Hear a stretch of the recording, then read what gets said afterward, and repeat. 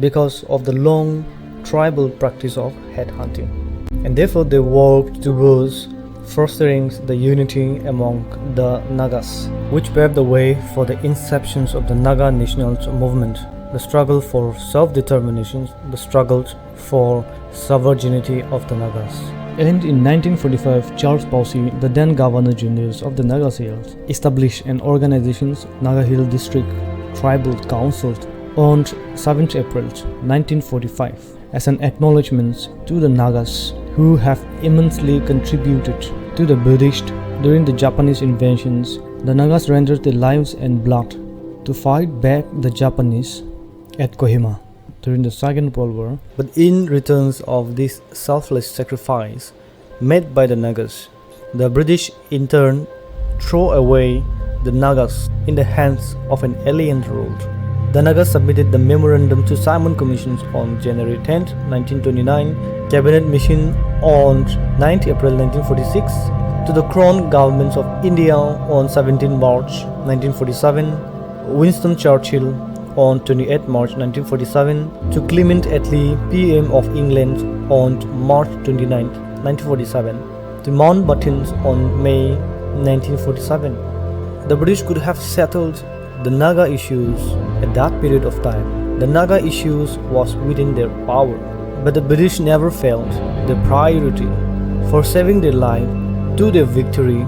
Had Nagas not rendered a selfless sacrifice to the British at the Battle of Kohima, the Japanese would have penetrated into the interiors of India, and the British would have a humiliating defeat. But even after facing a lot of atrocities, tortures, killings of the Nagas by the Japanese force, the Nagas overcomes all of this suffering, and in return, the British left the Nagas messing up their life, throwing them into darkness, which continued to this day. NNC then sent a memorandum to Jawaharlal Nehru, but Nehru rejected the memorandum because he considered the Naga territory too small to exist and the people backward to govern themselves. Nehru clearly knew that the Naga territory is not a part of India, but he wanted to include the Naga Hills under a union of India. So NNC again submitted memorandums to the Viceroy of India, Lord Louis Mountbatten, with the demand that interim governments will have powers over legislations, executive and judiciary. The interim governments also will have full powers over revenues and expenditures, and that India added the Nagas in need of emergency in defense.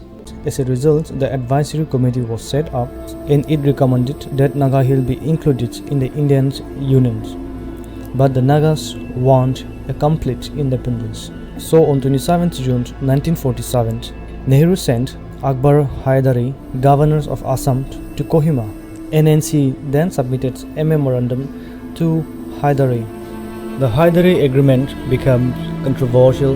There was nothing about the inclusions of complete independence after the end of the terms of an agreement. The Nagas leaders were also threatened to sign the agreement.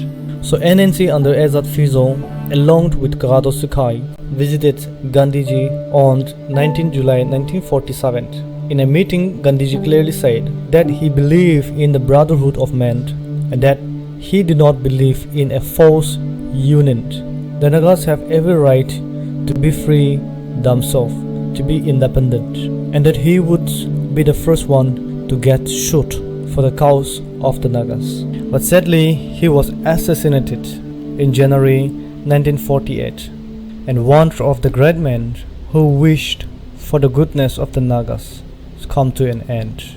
The extremist group under Azad Fizo gained momentum for the demands of complete independence of the Nagas, and consequently on 16th May 1951 a plebiscite was carried out where the majority of 99% voted for a complete independence of Nagaland.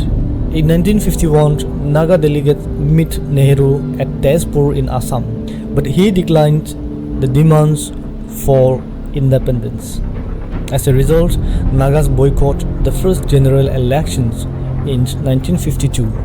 The NNC under Azad Fizo met Nehru at Delhi, which took an ugly turn in the Naga history. At the meetings, Nehru with his fist hammered the tables and said, "Whether heaven falls or India goes into pieces and blood runs red into the country, whether I am here or anyone else comes, Nagas will not be allowed to be independent." With a heavy humiliations and disappointment, they returned back to the homeland. On 30 March 1953, Nehru and Burmese Prime Ministers U Nu jointly visited Kohima with Mrs. Indira Gandhi. NNC wanted to submit a memorandum and wanted to let the people know about the NNC stance on Naga independence before its people and before the crowd. But Nehru declined to accept any memorandums, which the Naga in turn boycotted the meetings, leaving just a handful of government servants to be addressed. Nehru felt humiliated that he did not even speak a word on his way journey to Burma. In September 1954, Azad Fizo first formed the Hongking government, that is, People Sovereign Republic of Nagaland. Consequently, Naga Home Guard, Naga Safeguard was formed in 1954. After that, Assam Rifles was deployed in Tensang Frontiers area, and on 27th November 1954, the Indian Army bombed the Chingmai village. By 1955, violence started in Tensang Frontier area. Assam Maintenance of Public Order Act 1953 and Assam Disturbs Area Act 1955 was introduced in the Naga Hills. And taking advantage of the internal conflicts, the government of India declared the whole Naga Hills as a disturbed area on 31st January 1956.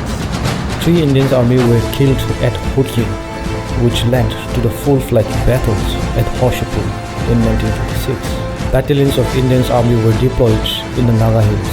The Indian army started to carry out an offensive against the Nagas. Thousands of Nagas were killed, their houses were burned to ashes, churches were disarranged, women were molested and raped inside the church. The villagers were kept in a concentrated camp without a proper hygienic system. Thousands of people died of sickness, disease, hunger. People were mercilessly beaten and killed. The struggle for peace, the struggle for independence continued to this day.